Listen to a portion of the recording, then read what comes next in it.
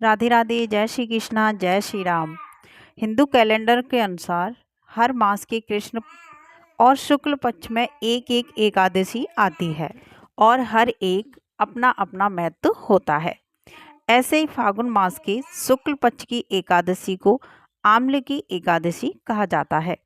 इसके अलावा इसे आंवला एकादशी भी कहा जाता है।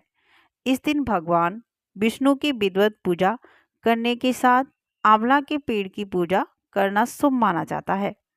तो चलिए दोस्तों, अब जानते हैं कि आंवली एकादशी की शुभ तिथि क्या है और इसके क्या क्या योग रहने वाले हैं।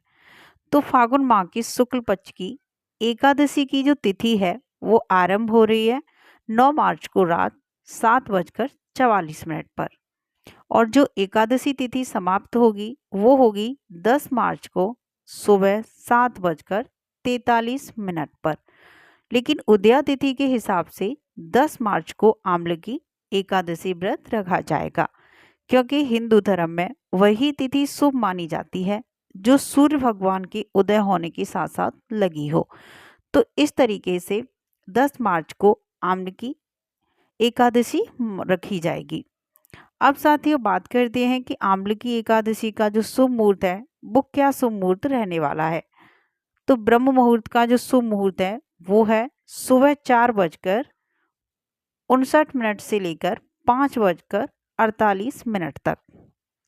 विजय मुहूर्त है दोपहर 2:30 से लेकर 3:17 तक। गोधूली मुहूर्त है शाम के 6:24 से लेकर 6:49 तक। निस्ता मुहूर्त है रात्रि के 12:07 से 12:55 तक। अभिजीत मुहूर्त है 12:08 PM से लेकर 12:55 तक। अमृतकाल है 6:12 PM से लेकर 7:12 PM तक। तो साथियों, ये थे आपके शुभ मुहूर्त। अब बात करते हैं कि आम्ल की एकादशी का पारण समय क्या रहने वाला है। तो पंचांग के अनुसार आम्ल की एकादशी व्रत का पारण 11 मार्च 2025 दिन मंगलवार को किया जाएगा। व्रत पारण का शुभ मुहूर्त सुबह 6:35 से लेकर सुबह 8:13 तक रहेगा। अब बात करते हैं कि आम्ल की एकादशी पर जो शुभ योग बन रहे हैं वो कौन कौन से शुभ योग हैं। वैदिक पंचांग के अनुसार आम्ल की एकादशी के दिन काफी शुभ योगों का निर्माण हो रहा है। इस दिन पुष्य नक्षत्र के साथ साथ शोभन अतगंड के साथ सर्वार्थ सिद्ध योग का निर्माण हो रहा है। आम्ल की एकादशी के दिन भगवान विष्णु की पूजा करने से कई तीर्थों के दर्शन करने के बराबर पुण्य की प्राप्ति होती है। इस दिन विष्णु जी की पूजा करने से मोक्ष की प्राप्ति होती है। इसके अलावा इस दिन आंवला की पूजा करना शुभ माना जाता है। मान्यता है कि आंवला के पेड़ में विष्णु जी का वास होता है, इसलिए इस दिन इनकी पूजा करने से जातकों को हर तरह की दुख दर्द और पापों से मुक्ति मिल जाती है। हिंदू धर्म शास्त्रों में बताया गया है कि जो आम्ल की एकादशी का व्रत करते हैं उन्हें सैकड़ों तीर्थ और कई यज्ञ करने के बराबर का पुण्य प्राप्त होता है।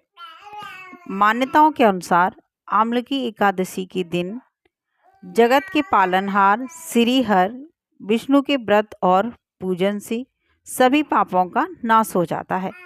साथ ही मृत्यु के बाद मोक्ष की प्राप्ति होती है।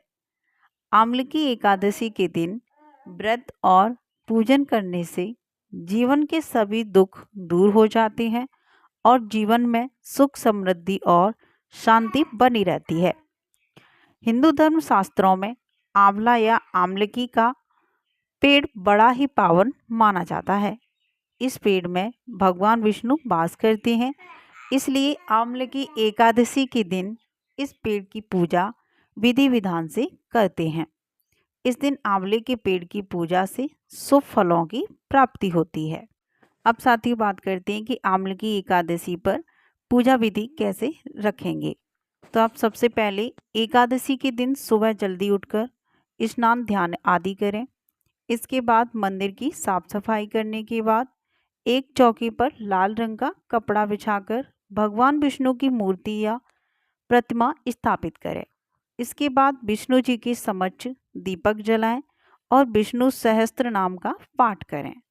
और जिस जगह पर आप बैठे हुए हैं उस सारी जगह पर गंगा जल का छिड़काव कर लें। भगवान विष्णु की पूजा करके आंवले का भोग लगाएं। पूजा के बाद आंवले के पेड़ के नीचे कलश स्थापित करें। इसके बाद वृक्ष के पूजन के दौरान धूप दीप चंदन रोली फूल और अक्षत आदि अर्पित करें और गरीब या ब्राह्मण को भोजन कराएं। अगले दिन यानी द्वादशी तिथि पर इस कलश वस्त्र और आंवला का दान कर दें।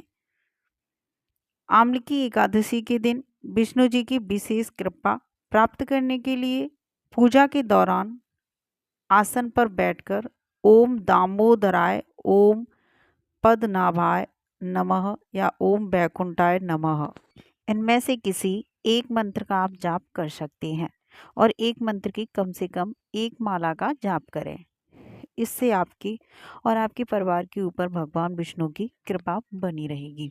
आप जब आंवले के वृक्ष की पूजा करने जाएं तो उसका चंदन करें। आंवले का जो पेड़ है उस पर आंवला तोड़कर अर्पित करें और जो आप धागा लेकर गए हैं आप चाहे कच्चा सूत लेकर जाएं, ना हो सके तो रील लेकर जाएं जो काले कलर की न होगी बाकी कलर में हो सकती है। अगर हो सके तो सफ़ेद रंग की रील जरूर लें या धागा लें जो कपड़े सिलने वाला धागा होता है जिसको रील बोला जाता है। तो उस रील का धागा लें और 7 या 11 बार उस पेड़ की परिक्रमा करने के साथ साथ उस पर लपेट दें।